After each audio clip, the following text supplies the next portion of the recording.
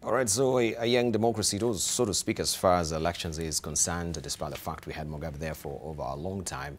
But this is checking into place. Still, they still have some wrinkles and kinks to iron out. We want to share this also with our panelists, just what they think about the postponed inauguration. Many challenges, and it seems this is actually a case in point that maybe we had here in the country as well. People want to challenge this particular election. Just the same script, more or less. Let's hear from Ambassador Rasas Mwencha. Two things, Debarl. First of all, to salute the MDC for having chosen to go to court to challenge the results, yes, rather than fighting in the streets. And I think the moment we start to see the rule of law gathering momentum in Africa, that is a very good sign. The second one, I am a little worried that is it possible that we are again on a false start, because with what was in quote a coup really, yes, although it was handled in a technical manner not to appear like it's a coup, I hope that we don't lose an opportunity that was there for the country to transit from what was a very polarized society. But having said that, I think what I'm worried now, I saw that the US has renewed these sanctions. The European Union, which was already sending very positive overtures, the British watch were moving in to embrace Zimbabwe, because that was really the genesis of the problem, that the discord between Zimbabwe and the UK is also now in jeopardy, which means the people of Zimbabwe will continue to suffer. Because if you know that country, and I know it very well, I was there at the path of independence, I know how strong that economy was, I know how resilient the people are, and they've gone through tremendous challenges. And I think President Mnangagwa is sending the right messages by saying, let's move on. Meaning, I hope he will let the law take its course, and that whatever comes out of it, I hope the case will also be handled well. Whatever outcome, Zimbabwe needs to move on, because the people have suffered for too long.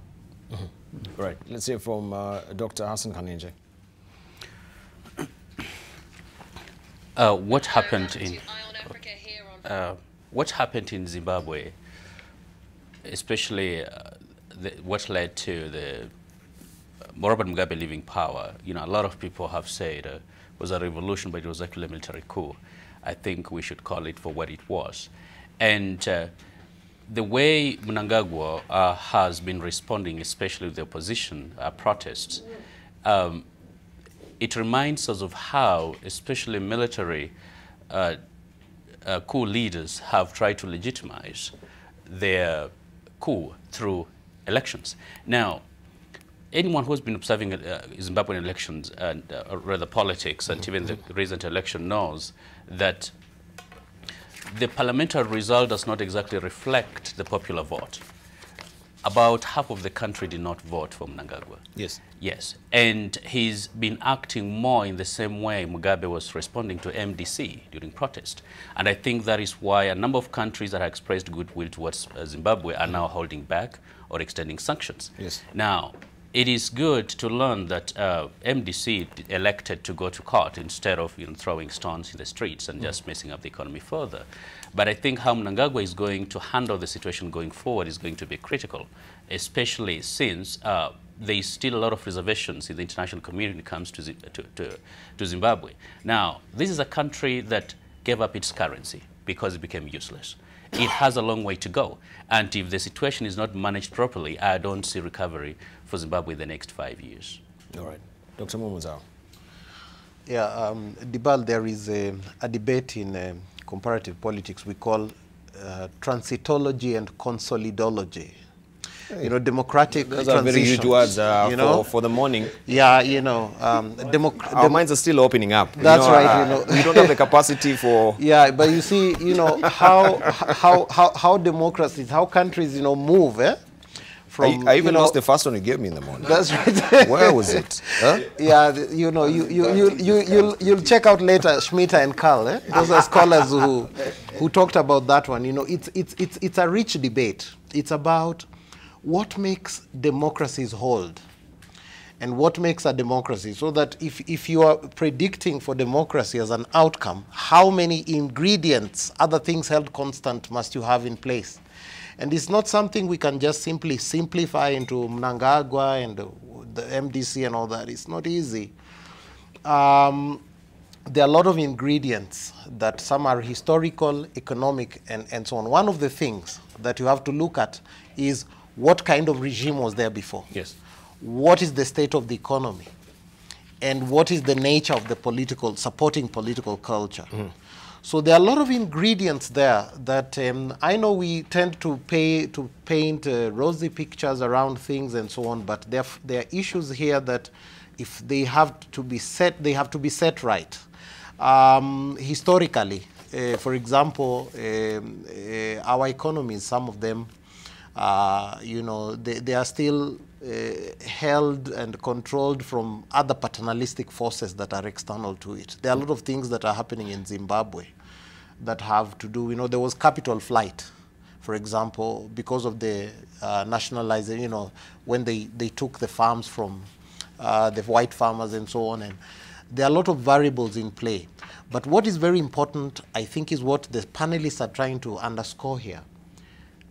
First, they cannot destroy the country any further. Thank you. And they must follow due process. Let them try to invest more in their institutions. Thank you. And things will work in good time. Right, but they're in the right track. Right. Let's hear from Dr. Kisengani. Yeah, our friend here is wowing us with this terminological, I don't know if they're exactitudes or inexactitudes, difficult words. But anyhow, I think my take on Zimbabwe, it looks like we are having a trend on the continent, disputed elections. And the key argument is to look at why. I think the fundamental problem why we have disputed elections is not about election itself.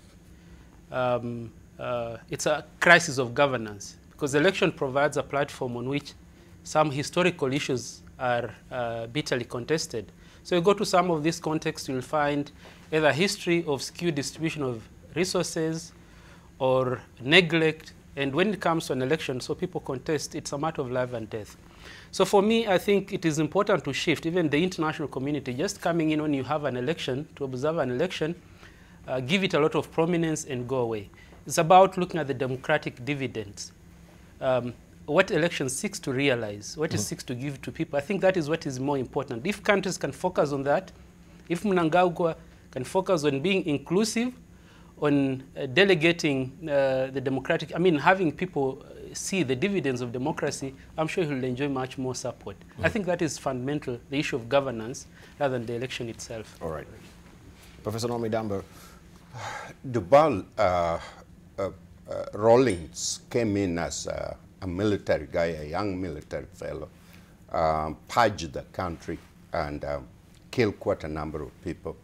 And then he moved out. They had a civil election. But he warned them, if you repeat the same thing, I will come back again. He did. And again, purged those guys. And today, when I travel in Ghana, I see a semblance of civility, of people stopping for you, not stepping on your feet, driving in front of you. I see Ghanaians moving closer and closer to what I will call the future of Africa, where we need to go. The current Prime Minister in Ethiopia is doing everything inclusive to bring the country together after being torn apart by really, really bad leaders. And if he succeeds, Ethiopia will leap ahead and make a really major development trend. We have opportunity in the continent of Africa now to gain, as I indicated a while ago. But if we cannot respect our institutions, if we cannot respect our constitution, then all the potential and possibilities will come and pass us. This is the crux of the issue. Okay. Hassan Hanenja, lastly, then we move on to what has been happening also in Britain, or what happened yesterday as far as terror attacks. are concerned?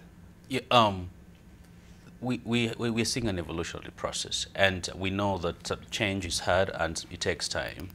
Now, what we hope is countries such as Zimbabwe will learn from where we have been as a country and where we're heading, and other countries, of course, around the region, and Ghana, that Professor just alluded to right now, which has actually been doing pretty well when it comes to democratic growth, so that we avoid this curse and the crisis of governance that every election cycle we're fighting over the election result, in part because there's no faith in the process. So we should learn to strengthen our processes and strengthen the institutions such that once election is conducted, at least people are going to will be more than willing to accept the result. And I think the same thing we're seeing it in Ghana right now. The opposition has rejected the results. Right. Thank you.